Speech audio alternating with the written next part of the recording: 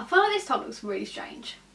Hi guys, today I'm back with one of my revision videos. I've got some tips and tricks on how to revise, how to make the best of your kind of revision time. This is kind of like my tips and tricks through kind of like GCSEs, A-levels and tips I'm still using now at university. My exams are coming up. I've got 3 in May. I finish on the 24th of May. Woohoo, I cannot wait. So my first tip isn't necessarily like a way to revise yourself, but it's just to get the most sleep that you possibly can and the best sleep that you can. One of my main things that I figured out over the past couple of weeks is kind of like how good your sleep can be. I think before you go to bed, do not be on your phone. I really struggle with this and I've really started to kind of try and wean myself off of it and start reading before bed instead. I don't mean read your revision cards the night before your exam, you can, but it's not the best way to turn your brain off. Kind of before you go to bed, you just want to be able to turn your brain off. That's why I've started reading on my Kindle before I go to bed. I've been sitting there and reading and it just really helps me. I get engrossed in the story, even if you only read like a couple of pages and then fall asleep. I just think it's the best way. Obviously, if you kind of want to get the best, like the most sleep possible, you're having a really late night, obviously do not come back and sit and read your book. You can if you want, but you're probably going to want to get straight into bed. But for me, instead of sitting on my phone and flicking through Facebook and Twitter, I don't need to know what everybody else in the world is doing before I go to sleep. Like, I've seen what they're doing all day. I don't need to see it before I go to sleep. So I've been really trying to read on my Kindle and I feel like it's given me a better sleep. Like, I've slept a lot deeper. I haven't been like worrying about things that I read on Facebook or Twitter or whatever before I went to sleep. And I feel like it's really helped me get the best sleep possible.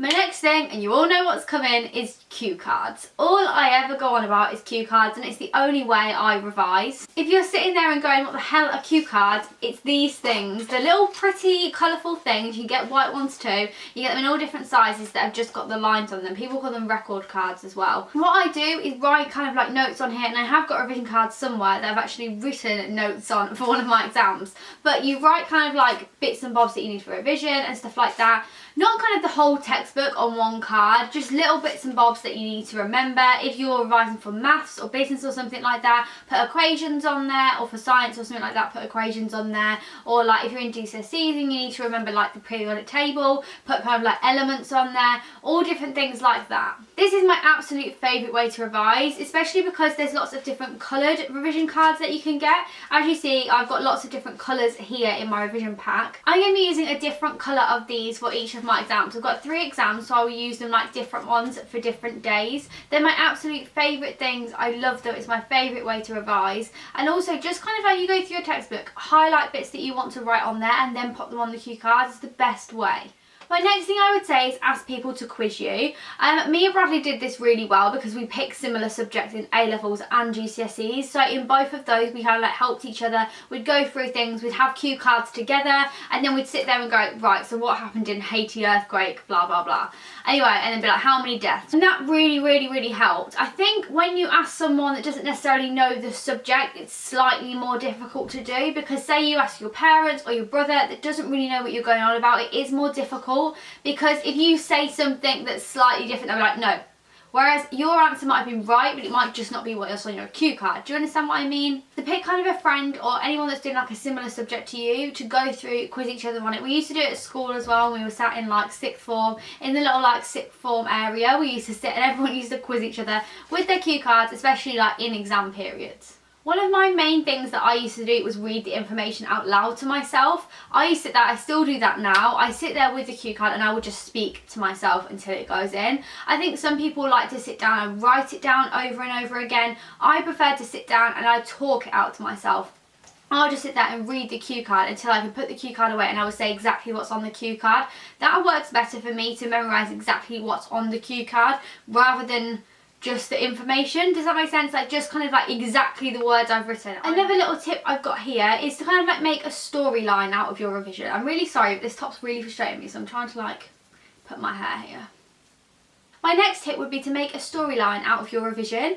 For this, kind of subjects like geography and history, English sometimes as well, just kind of like subjects where you've got a lot of information to kind of think about and like case study kind of things. Kind of like make a little storyline in your head. So go through like the different events. So obviously it'll be like, right, so earthquake here, so and so many deaths, blah blah blah. Like that's what me and Bradley used to do a lot when we were in GCSEs and A-levels, to remember geography case studies for kind of like earthquakes, volcanoes, that kind of stuff. And we always used to kind of like make a storyline. So when you're in the exam, if you remember one part, you should hopefully remember the next part after that. If you make it into a short storyline, it definitely helps. Another one a lot of people like to do, and it is a good idea if you need to remember equations and little pieces of information, is to get sticky notes and pop them all over your room. Pop them around your mirror or anywhere that you look up in the morning. I did this in sixth form a lot. For my A2s I did this, and whenever I look up in the morning I'd stick stuff where I looked. And I think you have to think about where you look when you get up in the morning, or when you go to sleep, where you actually look in your room. If you think about it, and when you go to sleep tonight, sit there and think about it, where you actually look when you go to sleep and where you look when you wake up, you'll realise you do have a designated place where you look. And that's where I used to place all of my little sticky notes with kind of little pieces of information. For me, it was things like quotes for English for one of the books that we were reading, or it would be like equations for my business exams, stuff like that.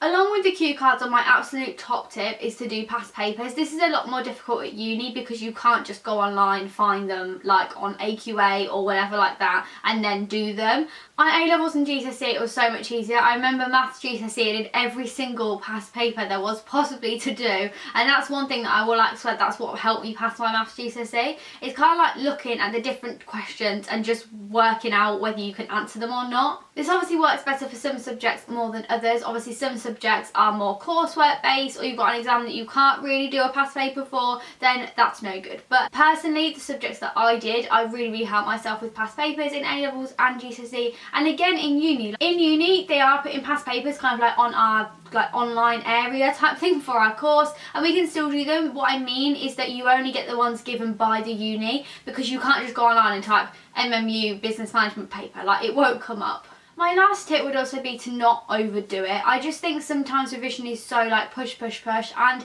it is good obviously to revise, you need to revise, but sometimes if you sit there for an entire day constantly with no break and you don't sit and socialise or you don't do anything else, it does get a bit boring and it won't go in as well. I was watching another video and somebody said that your brain works best in like 30-minute intervals, and you can remember information better in 30-minute intervals. Personally, I would do more than 30 minutes at a time, because I know for me, I'll do 30 minutes, be like, right, break, and I'll break for 2 hours, then do another 30 minutes. I don't think that's quite how it works. But personally for me, I would do like a couple of hours of revision. Have a break when you have your lunch, just sit and watch a few YouTube videos or whatever. Have a good break. Don't sit and do it for an entire amount of time, because I think sometimes it just gets a bit too much. Now I have done so many revision videos, probably with exactly the same thing in each video, but I haven't done one this year, and I know you guys absolutely love them, and I know you guys find them really helpful, so I thought I'd do one now, seeing so we're all coming up to exam revision, whether you are in GCSEs, A-levels or uni. I will be doing more uni videos in the summertime when everyone's kind of going back to uni and stuff like that. Definitely some more uni hauls, but yeah, I will be doing those type of videos. That I know you're going to ask that in the comments, so yeah, I just thought I'd let you know. So thank you very much for watching, guys. I really hope you enjoyed this video. I hope it gave you a few tips and tricks to help you along with revision. Don't get yourself too stressed out, especially not with A-levels. I know how it can be. Uni is a lot less stressful than A-levels, I would definitely say. A-levels are a killer. Please just try and get through it. Persevere and you'll be fine. Please subscribe if you haven't already. The button is always down below. Please give this video a big thumbs up if I did help you, and leave me a comment down below if you fancy it, and I will speak to you next time. Bye!